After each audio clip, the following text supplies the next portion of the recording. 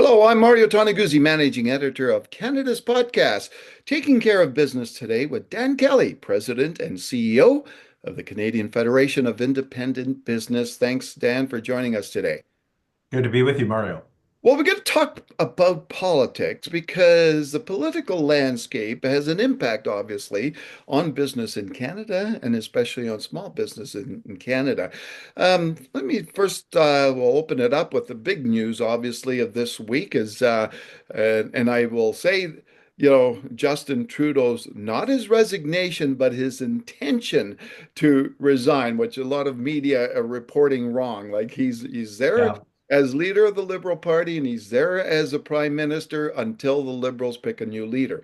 So tell me that, what impact this is going to have in the change in leadership at the national level, at the top, for small businesses in Canada. Yeah, look, it's been a heck of a few weeks to see, of course, just before the holidays, the resignation of the Deputy Prime Minister and Finance Minister, Yeah. and now the impending resignation of the Prime Minister.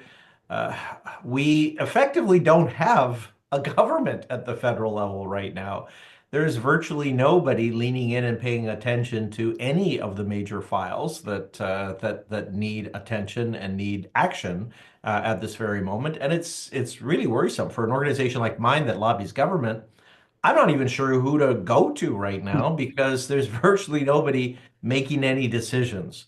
And there's all sorts of fallout from that, both at the international level and on several important domestic policies.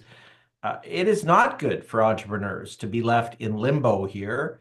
Uncertainty is the enemy of business progress, and we've got a huge matzo ball of uncertainty going on right now.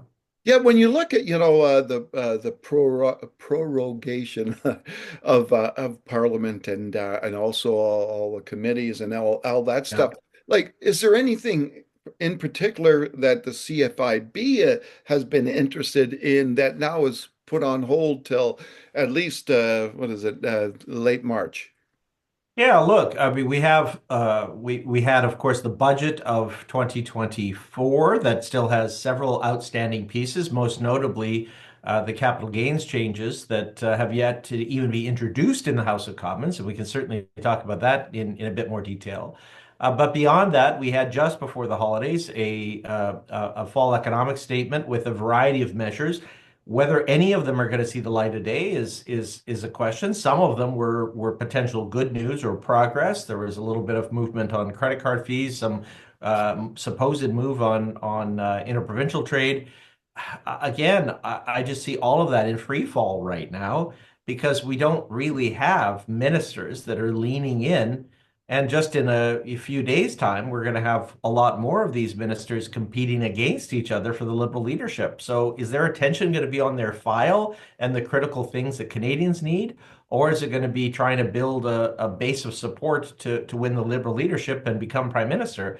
Uh, I don't know. This is dangerous time, and we can't afford this. This is the worst possible time for political instability, given that we have aggressive language coming from south of the border.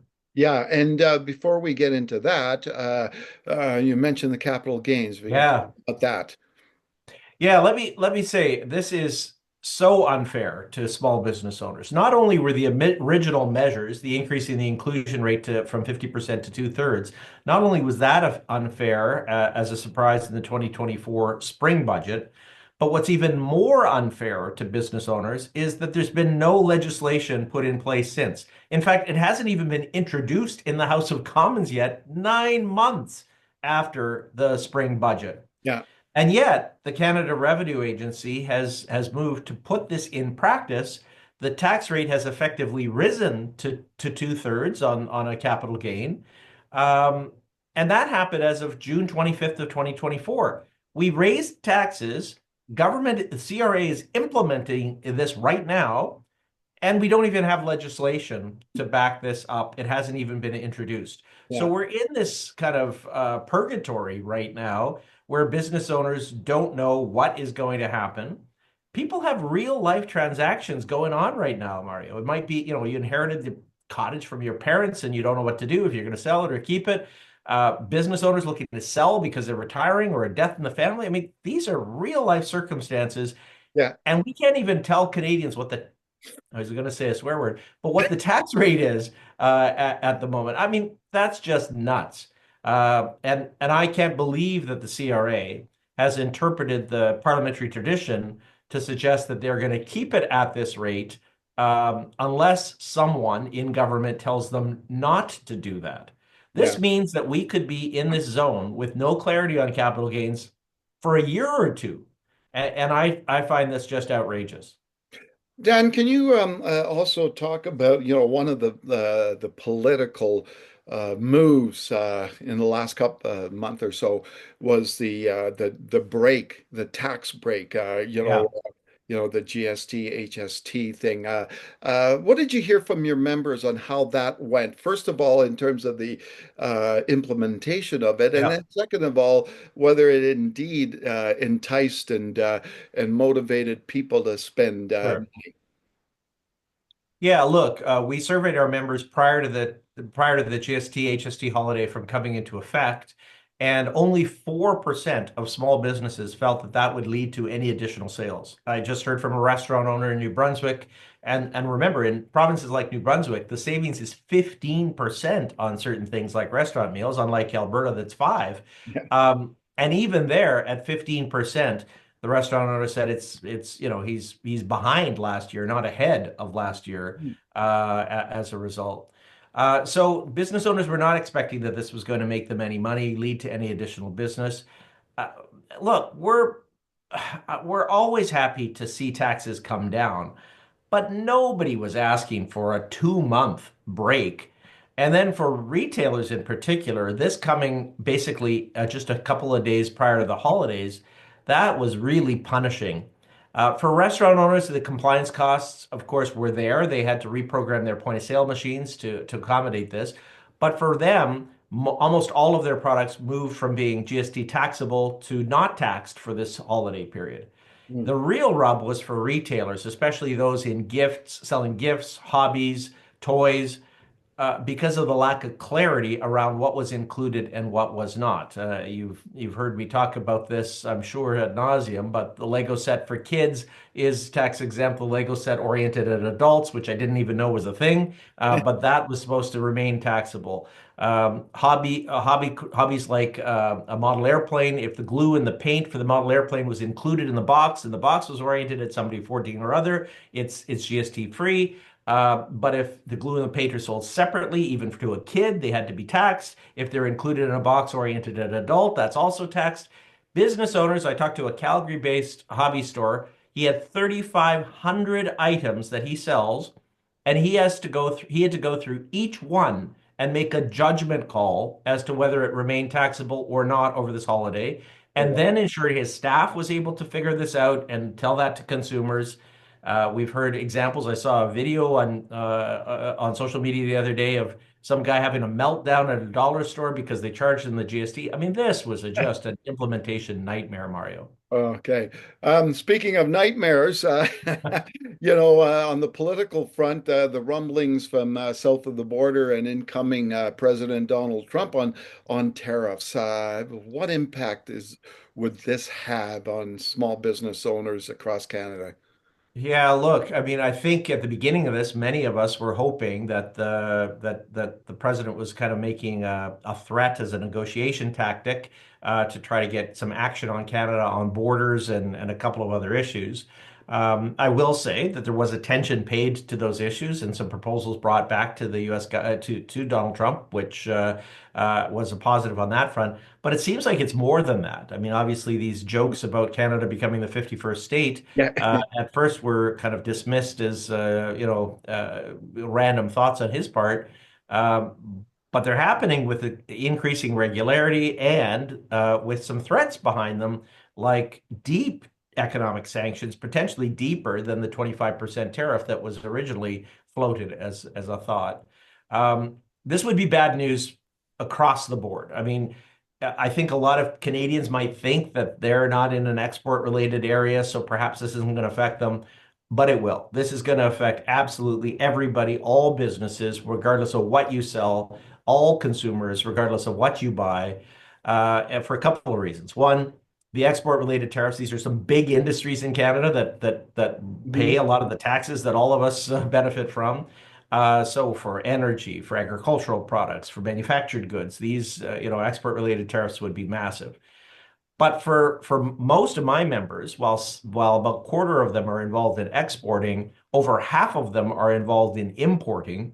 And for us as consumers, I mean, think about the number of things you buy on a daily basis. How many of them, have their origins in the U.S., especially over the winter months with fresh fruit and veg. So this is going to affect the fact is that if and we saw this as a threat from Jagmeet Singh just recently, but if the U.S. imposes tariffs on Canadian goods, it it generally follows that Canada would follow with our tariffs on U.S. goods coming into Canada, Mhm. and that's where so many small businesses and consumers would be deeply affected. The export tariffs affecting them to a degree, but more probably indirectly for most. But import-related tariffs imposed by Canada as a retaliatory action would be just a killer for so many household budgets and for small businesses. Mm. Last question, and it comes back to the Canadian political situation. We're going to have an election this year. Yeah, Who knows when, right? Whether it's in the fall yeah, as planned or whether it's earlier. What does an election do for the stability of, yeah. you talked about instability and uncertainty. Is an election year always that way for small business owners that don't know what's going to happen and what the future folds? Sure, elections can bring a degree of instability as you move from, potentially one government to another, or a different, even just a different prime minister heading a government within the same party. Yeah. As a nonpartisan organization, of course, we always allow and encourage our own members and Canadians to make their own decision as to who they wish to lead them. What I can tell you, though, is that the sooner we get an election across the finish line with a solid read as to who is going to take the reins, the better. We need that yesterday. The fact that we just don't have an effective government, the fact that we have a liberal leadership race and prorogation prior to Parliament resuming, and then after that, goodness knows how quickly we would move into an election. This is just not good to have the country, to not have effective leadership, and it's one of the reasons why we see provincial premiers playing an even greater role on the international stage right now. I've been an admirer of what I've seen from Alberta Premier Danielle Smith. Doug Ford obviously is doing a lot of interviews in the U.S. as well.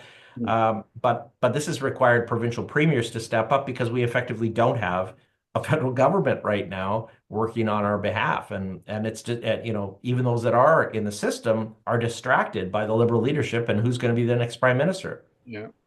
Well, some interesting months ahead for us. Thanks, Dan, for joining us today. Anytime at all.